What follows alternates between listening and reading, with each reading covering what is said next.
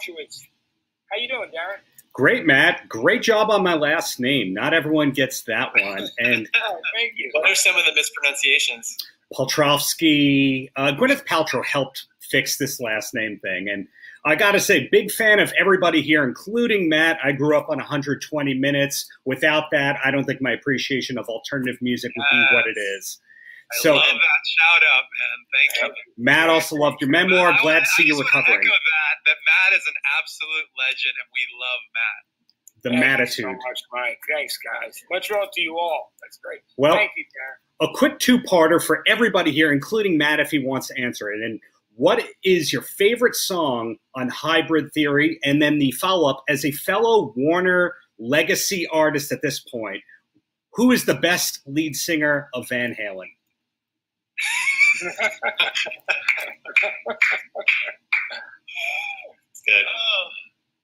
I can only easily answer the first one because for me, the reason Paper Cut had to be first is that it summed up everything that we were striving to do. Like it was the best version, our best selves when it came to hip hop, our best selves when it came to rock. There were, the backbeat of it was like a jungle backbeat, which is like kind of a subset of electronic music that was happening at the time. That double time kind of drum beat thing, and the looping samples and everything, and the way it went from like a rapping. It was one of the only rapping choruses that Chester did that I was like usually it was like, well, if it's going to be a rapping part, we would all decide. It was like, oh, Mike should do the part. This was one where it was like, no, he should take the lead on it. He sounds great. And then we hit the end of it, and it's all melodic and everything, and it's this epic ending. It was easily, for me, that was like easily like, if everyone's going to listen to one song from the band, like for me, that was the one. And the Van Halen thing, I'm going to pass. Yeah. I'm not messing around with How about you, Brad? Whoa. Easy now. Van Halen, Brad. Okay. I have a question. First of all, I have a question for the guys. Or maybe, Brad, you can answer this. Do you remember the song Super Zero? Yes.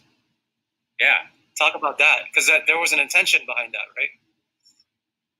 Didn't Super Zero become By Myself? By Myself. Yeah. Oh. Okay. Is that what the one Super Zero? Yeah, I know. Super Zero's on that red and white Hybrid Theory. I think the band was still called Hybrid Theory. Do people know that, by the way, Matt? I guess maybe we should say that because the band's name was Hybrid Theory. Yes, it was. And then someone at the label was like, you have to change your name. We're like, what are you talking about? You've started making fans all around the world under the name Hybrid Theory. They're like, we were making fans by the tens, guys.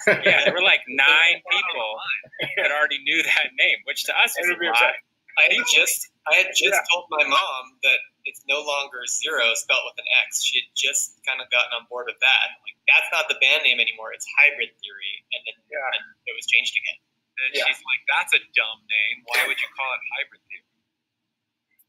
It all worked out. It was great. Do you guys? Let me ask you. So, do you guys have a favorite track on the album? I mean, they're all your babies. You created them all. I think I love Mike's answer because while my favorite song really changes on the album a lot, and there's so many amazing.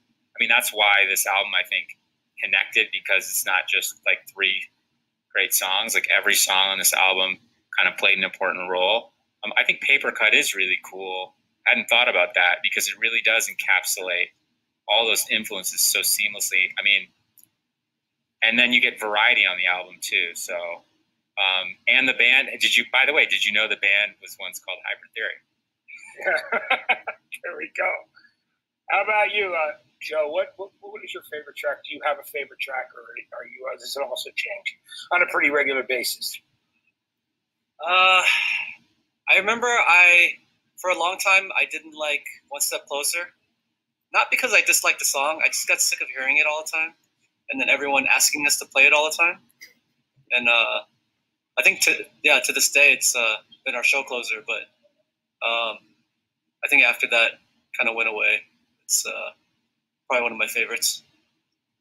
And Dave, I do think Paper Cut, I like Paper Cut a little bit better. Great song. Dave, finally you. I thought that was a slam dunk opportunity for Joe to say "Cure for the Itch," which is kind of his showcase moment of sorts on that album. Can I change my answer? So initially we had a bass solo track too, and it was going to be "Cure for the Itch," and then the other one was going to be like, what was the name of that bass solo track, Mike? Do you remember? Very Basic. It was called Very Basic. That's right. The most basic track ever composed. And somehow when the final CD got printed, you know, the musical basics track wasn't on it. So I don't know. That would have been my favorite on Hybrid Theory. So Matt, we talked a little bit about the LPU albums that came out after like every year, I think.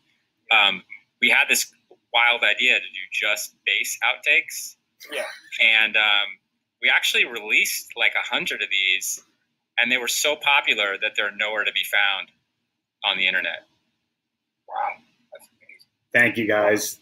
Great answers. And it's got to be David Lee Roth. Come on. Yeah, Darren, thanks so much for checking in with us. You know, Thanks, guys. my favorite changes every day. I mean, because I love the record as a whole. It's such a great album.